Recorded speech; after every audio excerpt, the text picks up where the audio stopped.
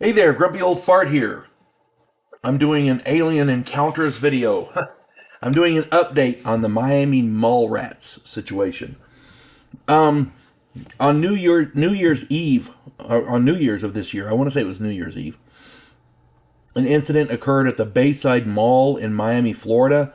Patrons of that mall fled in terror from what they described as 10-foot tall aliens.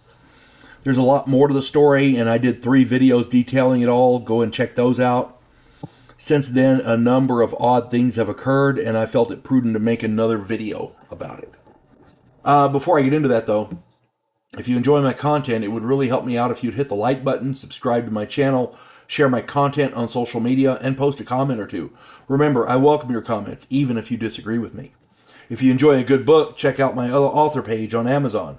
My pen name is H.L. Anderson. You can find all of my books there. I like to think I write good stories that make you think. All right, Miami Mall Rats, the update. At the time, law enforcement officers had collected cell phones from the patrons and warned them not to talk about what they had seen. Then, law enforcement officers had stated that they were ordered not to talk about what they had seen. That cemented the idea in my mind that something strange and unusual had happened. I saw a video the other day wherein it was stated that a number of law enforcement officers from Miami Beach, or from Miami, had been released from their jobs. From what I understand, several of these cops had made statements detailing the events of that night. I do not know if that is real or not, but if it is, I would very much like to have access to those statements. I would love to hear those. That's, if they're written, I'd love to read them. That would be amazing. Let's see. Before and after the incident, UFO sightings in and around Miami spiked to 10 times the national average. Furthermore, sightings of 10-foot tall alien beings became a fairly common thing over the 2 months following the incident. Now, that was all over the world, not just in the Florida area there. Now, it is possible that a rash of hoaxes explains all of that, people trying to get in on the hysteria. But given the level of detail and the consistency in the reports, you got to give them a little bit of credence, at least until you can disprove them. You got to take people at their word, During the course of this, now this last one here, I'm doubtful about. Okay. During the course of this event, the Miami International Airport was shut down. We know that to be true. The only aircraft seen flying in the area were a number of black helicopters which were either part of the police response or from some other governmental agency. We don't know. At the airport, no planes were allowed to take off or land. That part we do know is true.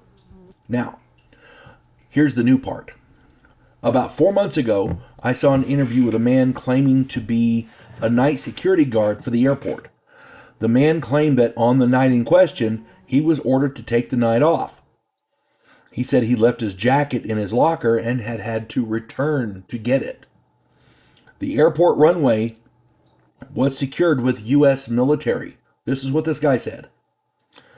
And a black cargo plane with no markings was being loaded for takeoff. Now, what was being loaded, we don't know, or he didn't know. The guard thought that was weird because the airport had been shut down. The cargo plane was loaded, and the military men boarded, and it took off. Even though the airport was shut down and no planes were supposed to be allowed to take off, this airplane took off. What it was loaded with is anyone's guess. Now, if that guard statement can be trusted, then it adds more to the mystery, because that throws government involvement in there and a possible cover-up. We don't know. This story is one of those oddities where information leaks out in tiny bits here and there. Piecing it all together is a nightmare. It's like a puzzle where you don't know what the picture's supposed to be. There are people who claim that all of this that happened in Miami was a hoax, that it was all a misunderstanding. The official story, as I understand it, still maintains that kids were fighting with sticks. If kids were fighting with sticks, why was there no ambulances? Why was 100 police cars, black helicopters, SWAT, and all that for some kids fighting with sticks. You know? Why was a citywide alert called that brought all those cops there? None of it makes any sense. It's one of those things where you don't know what happened, but you know, the only thing you do know is the official story is crap. So there you go. Again, we don't know what did happen, but if anything else comes out, I'll make another video, I guess. This is one of those ongoing things. Hope this finds everybody well. And if you have more information or contradictory information, or if you can prove any of this stuff is wrong, please put it in the comments. I'm not standing by any of that information, okay? If you can prove it wrong, or if you have contradictory information or different information, put it in the comments. I'm sure we'd love to read it. Hope this finds everybody well. You folks have a good one. God bless one and all. We elect cookie-cutter politicians every single election cycle. Yes men who maintain the status quo and do just enough to make us believe the system still works. Imagine, if you will, a president who actually tries to fix things.